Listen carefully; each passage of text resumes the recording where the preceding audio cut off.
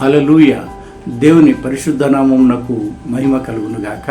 ప్రభునందు సహోదరి సహోదరులారా, నేటి దినాలలో క్రైస్తవ విశ్వాసులుగా మనలో ఒక బలహీనత ఉందండి.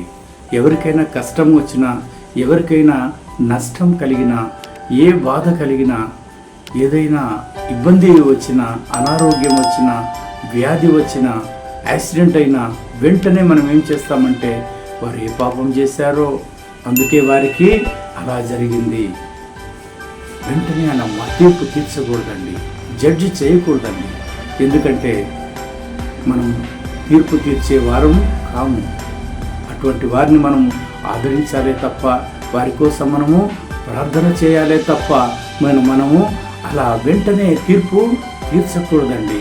కొందరికి ఎదుటి వారి తప్పులే కనిపిస్తుంటాయి. వాళ్ళ తప్పులు మాత్రం వాళ్ళు తెలుసుకోరు, సరిచేసుకోరు. ఎదుటి వాళ్ళనే వెలెత్తి చూపించే అలవాటు ఉందండి.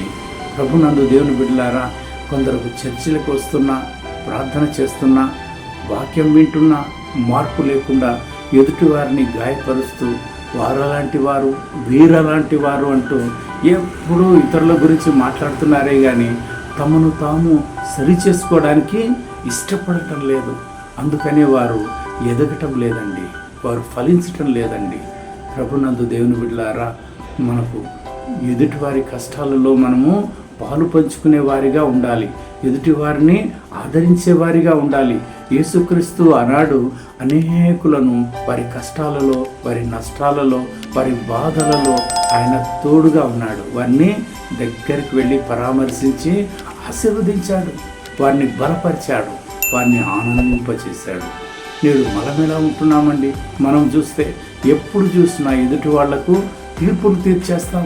వారలాంటి వారు, వీరలాంటి వాళ్ళు, వాళ్ళకి అందుకనే అలా జరిగింది, వాళ్ళకి అందుకనే యాక్సిడెంట్ అయింది, అందుకే వాళ్ళకి పిల్లలు పుట్టలేదు, అందుకే వాళ్ళకి ఇది జరిగింది అని వెంటనే మనం చెప్పేసి ఎదుటి వాళ్ళను మరింత ఉంటామండి. ప్రభునందు దేవుని బిడ్డలారా, ఎందుకంటే మనకు కూడా ఆ స్థితి రాకముందే మనం మేల్కోవాలండి. మన కష్టం అనేది మన దగ్గరకు వచ్చేంత వరకు ఎదుటి వాళ్ళ కష్టాలు కనపడవు. ఆనాడు యోబు ఏం తప్పు చేశాడండి? ఏ పాపం చేశాడండి? ఆయన పరీక్షా కాలం కాబట్టి ఆయన శ్రమపడ్డాడు, బాధపడ్డాడు, అనారోగ్యం, ఆస్తులు కోల్పోయాడు, సమస్తాన్ని కోల్పోయాడు. అయితే అది యోబుకు పరీక్షా కాలం. నేడు మన సహోదరులకు కూడా అదే కావచ్చు కదా, పరీక్షాకాలమేమో. వారిని కూడా దేవుడు ప్రేమిస్తున్నాడండి. వారు కూడా మన సహోదరులే. అందుకనే వారి నిమిత్తం కూడా మనము ప్రార్థన చేసేవారిగా ఉండాలి, రాళ్ళు వేసేవారిగా మనము ఉండకూడదండి. మనం పొరపాట్లను మనం కూడా సరి చేసుకునే వారిగా ఉండాలి, సరి చూసుకునే వారిగా ఉండాలి.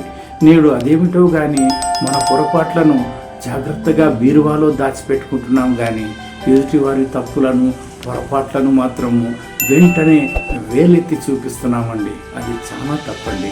దేవుడు అలా మాట్లాడటం, అలా చేయటం ఇష్టపడరండి.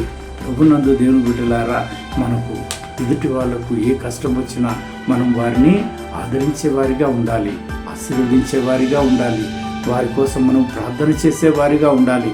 మనం క్రైస్తవులండి, క్రీస్తును పోలి మనము ప్రవర్తించాలండి, రాళ్ళు వేయకూడదండి. మనం అన్యులకు మనకు ఏం తేడా ఉంటుందండి? అలా చేస్తే మనం మారాలండి. క్రైస్తవులుగా మనము మారాలి. మన కళ్ళతో చూసే వాటిని బట్టి వెంటనే మనము తీర్పు తీర్చకూడదు. నిన్ను చూసి గుసగుసలాడుతున్నారా? నిన్ను చూసి ఎవరైనా గేలి చేస్తున్నారా, బాధిస్తున్నారా, అవమానిస్తున్నారా, ఆ మాటలు నీకు వినబడుతున్నాయా? నువ్వేమీ బాధపడవద్దు. ఎందుకంటే నీ తరపున వ్యాజ్యం ఆడేవాడు మన ప్రభు ఉన్నాడు. నీ తరపున న్యాయం చేయడానికి ఆయన సిద్ధంగా ఉన్నాడు. యోబును రెండింతలుగా ఆశీర్వదించిన దేవుడు నేడు నిన్ను కూడా ఆశీర్వదించడానికి సిద్ధంగా ఉన్నాడు. మరి నీవు ఎలా ఉంటున్నావు?